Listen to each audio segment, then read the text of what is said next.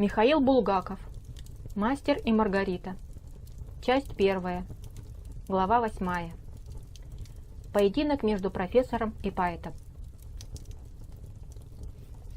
Как раз в то время, когда сознание покинуло Степу в Ялте, то есть около половины 12-го дня, оно вернулось к Ивану Николаевичу Бездомному, проснувшемуся после глубокого и продолжительного сна. Некоторое время он соображал, каким это образом он попал в неизвестную комнату с белыми стенами, с удивительным ночным столиком из какого-то светлого металла и с белой шторой, за которой чувствовалось солнце.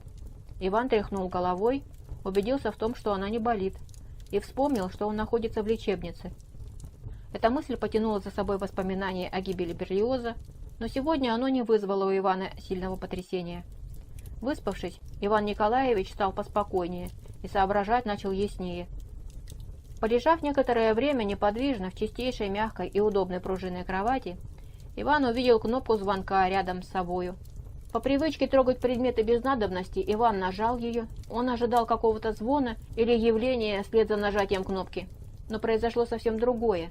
В ногах Ивановой постели загорелся матовый цилиндр, на котором было написано «Пить». Постояв некоторое время, цилиндр начал вращаться до тех пор, пока не выскочила надпись «Няня». Само собой, разумеется, хитроумный цилиндр поразил Ивана. Надпись «Няня» сменилась надписью «Вызовите доктора». «Хм», — молвил Иван, не зная, что делать с этим цилиндром дальше. Но тут повезло случайно. Иван нажал кнопку во второй раз на слове «фельдшерица». Цилиндр тихо прозвенел в ответ, остановился, потух, и в комнату вошла полная симпатичная женщина в белом чистом халате и сказала Ивану «Доброе утро». Иван не ответил, так как счел это приветствие в данных условиях неуместным. В самом деле, засадили здорового человека в лечебницу, да еще делают вид, что так и нужно. Женщина же тем временем, не теряя благодушного выражения лица, при помощи одного нажима кнопки увела штору вверх, и в комнату, через широкопетлистую и легкую решетку, доходящую до самого пола, хлынуло солнце. За решеткой открылся балкон, за ним берег извивающейся реки, и на другом ее берегу веселый сосновый бор. «Пожалуйте ванну брать», — пригласила женщина. И под руками ее раздвинулась внутренняя стена, за которой оказалось ванное отделение и прекрасно оборудованная уборная. Иван хоть и решил с женщиной не разговаривать, но не удержался, и, видя, как вода хлещет в ванну широкой струей из сияющего крана, сказал с иронией: «Ишь ты, как в метрополе». «О нет», — с гордостью ответила женщина, — «гораздо лучше. Такого оборудования нет нигде и за границей. Ученые и врачи специально приезжают осматривать нашу клинику. У нас каждый день интуристы бывают». При слове «интурист» Ивану тотчас же вспомнился вчерашний консультант. Иван затуманился, поглядел из-под лобья и сказал: «Интуристы? Да чего же вы все интуристов обожаете?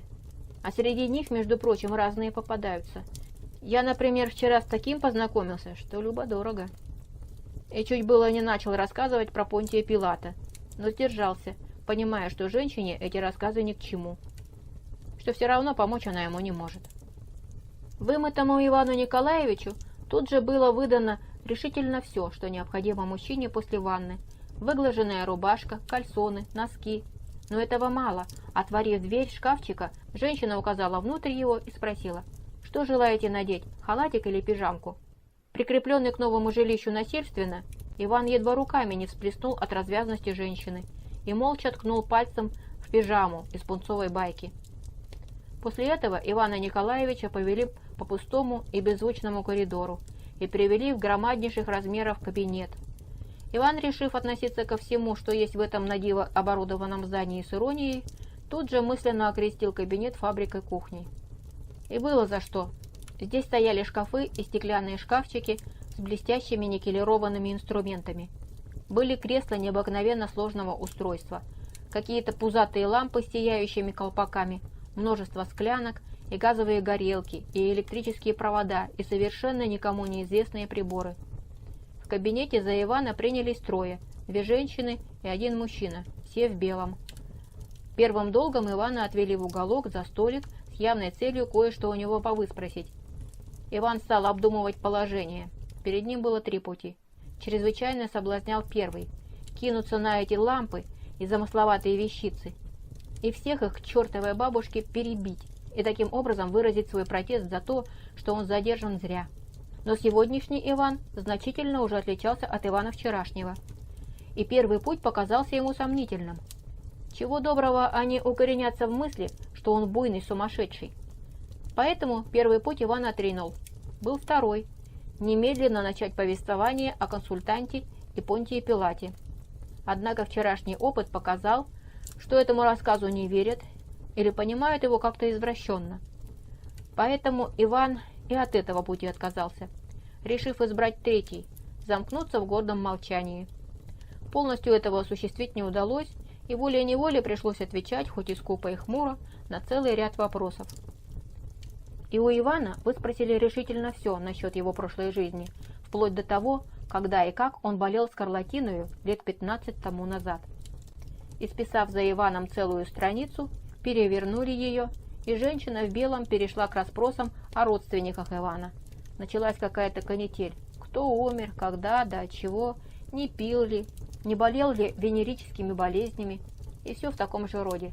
В заключение попросили рассказать о вчерашнем происшествии на Патриарших прудах. Но очень не приставали, сообщению о Понтии Пилате не удивлялись. Тут женщина уступила Ивана мужчине, и тот взялся за него по-иному и ни о чем уже не расспрашивал. Он измерил температуру Иванова тела, посчитал пульс, посмотрел Ивану в глаза, светя в них какой-то лампой. Затем на помощь мужчине пришла другая женщина. Ивана кололи, но не больно, чем-то в спину. Рисовали у него ручкой молоточка какие-то знаки на коже груди, стучали молоточками по коленям, отчего ноги Ивана подпрыгивали, кололи палец и брали из него кровь, кололи в локтевом сгибе, надевали на руки какие-то резиновые браслеты. Иван только горько усмехался про себя и размышлял о том, как все это глупо и странно получилось. Подумать только. Хотел предупредить всех об опасности, грозящей от неизвестного консультанта, собирался его изловить, а добился только того, что попал в какой-то таинственный кабинет, затем, чтобы рассказывать какую-то чушь про дядю Федора, пившего в Вологде запоем. Нестерпимо глупо. Наконец Ивана отпустили. Он был припровожден обратно в свою комнату, где получил чашку кофе, 2 яйца всмятку и белый хлеб с маслом. Съев и выпив все предложенное, Иван решил дожидаться кого-то главного в этом учреждении. И уж у этого главного добиться и внимания к себе, и справедливости. И он дождался его, и очень скоро, после своего завтрака. Неожиданно открылась дверь в комнату Ивана, и в нее вошло множество народа в белых халатах. Впереди всех шел тщательно, по-актерски обритый человек лет 45, с приятными, но очень пронзительными глазами и вежливыми манерами. Вся свита оказывала ему знаки внимания и уважения, и вход его получился поэтому очень торжественным. Как Понтий Пилат, подумалось Ивану. Да, это был, несомненно, главный. Он сел на табурет, а все остались стоять. Доктор Стравинский представился усевшийся Ивану и поглядел на него дружелюбно. «Вот, Александр Николаевич», — негромко сказал кто-то в опрятной бородке и подал главному кругом исписанный Иванов лист. «Целое дело сшили», — подумал Иван. А главный привычными глазами пробежал лист, пробормотал «Ого, ого» и обменялся с окружающими несколькими фразами на малоизвестном языке. «И по латыни, как Пилат говорит», — печально подумал Иван. Тут одно слово заставило его вздрогнуть, и это было слово «шизофрения». Увы, уже вчера произнесенное проклятым иностранцем на Патриарших прудах, а сегодня повторенное здесь, профессором Стравинским. И ведь это знал, тревожно подумал Иван. Главный, по-видимому, подставил себе за правило соглашаться со всеми и радоваться всему, что бы ни говорили ему окружающие, и выражать это словами «славно, славно». «Славно», — сказал Стравинский, возвращая кому-то лист, и обратился к Ивану. «Вы поэт?» «Поэт», — мрачно ответил Иван, и впервые вдруг почувствовал какое-то необъяснимое отвращение к поэзии, и вспомнившиеся ему тут же собственные стихи показались почему-то неприятными. Морща лицо, он в свою очередь спросил у Стравинского: «Вы профессор?» На это Стравинский предупредительно вежливо наклонил голову. «И вы здесь главный?» — продолжал Иван. Стравинский и на это поклонился. «Мне с вами нужно поговорить», — многозначительно сказал Иван Николаевич. «Я для этого и пришел», — отозвался Стравинский. «Дело вот в чем», — начал Иван, чувствуя, что настал его час. «Меня в сумасшедшие вырядили. Никто не желает меня слушать». «О нет, мы выслушаем вас очень внимательно», — серьезно и успокоительно сказал Стравинский. «И в сумасшедшие вас рядить ни в коем случае не позволим». «Так слушайте же. Вчера вечером я на Патриарших прудах встретился с таинственной личностью. Иностранцем, который заранее знал о смерти Берлиозы и лично видел Понтия Пилата. Свита безмолвно и не шевелясь слушала поэта. «Пилата? Пилат это который жил при Иисусе Христе?» Щурясь на Ивана, спросил Стравинский. «Тот самый». «Ага», — сказал Стравинский, — «а этот Берлиоз погиб под трамваем. Вот же именно его вчера при мне и зарезало трамваем на Патриарших. Причем этот самый загадочный гражданин...» «Знакомый Понтия Пилата?» — спросил Стравинский, очевидно, отличавшийся большой понятливостью. «Именно он», — подтвердил Иван, изучая Стравинского. «Так вот, он сказал заранее, что Аннушка разлила подсолнечное масло. А он и подскользнулся как раз на этом месте. Как вам это понравится?» Многозначительно осведомился Иван, надеясь произвести большой эффект своими словами. Но этого эффекта не последовало, и Стравинский очень просто задал следующий вопрос. «А кто же эта Аннушка?» Этот вопрос немного расстроил Ивана, лицо его передернуло. «Аннушка здесь совершенно не важна», — проговорил он, нервничая. «Черт ее знает, кто она такая. Просто дура какая-то с Садовой. А важно то, что он заранее, понимаете ли, заранее знал о подсолнечном масле. Вы меня понимаете?» «Отлично понимаю», — серьезно ответил Стравинский. И, коснувшись колена поэта, добавил: «Не волнуйтесь и продолжайте». «Продолжаю», — сказал Иван, стараясь попасть в тон Стравинскому и зная уже по горькому опыту, что лишь спокойствие поможет ему.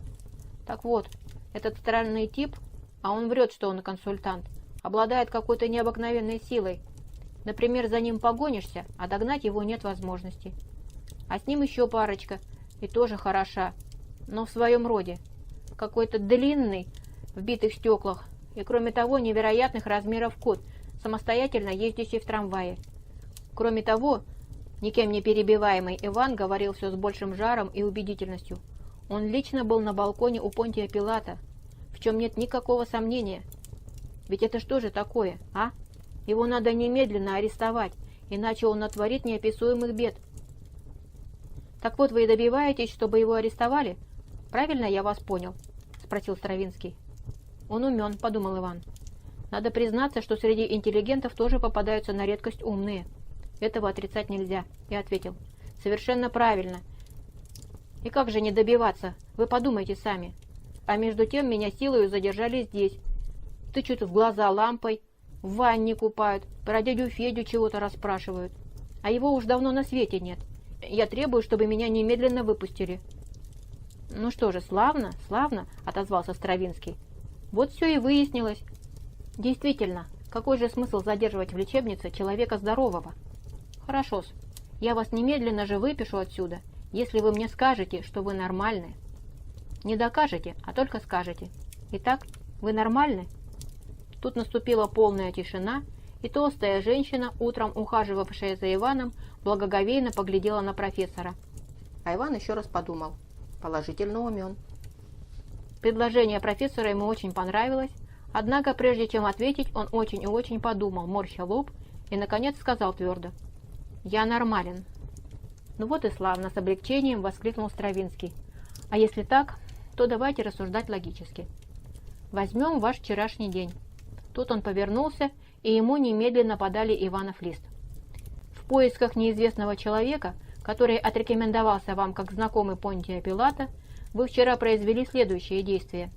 Тут Стравинский стал загибать длинные пальцы, поглядывая то в лист, то на Ивана. «Повесили на грудь иконку. Было?»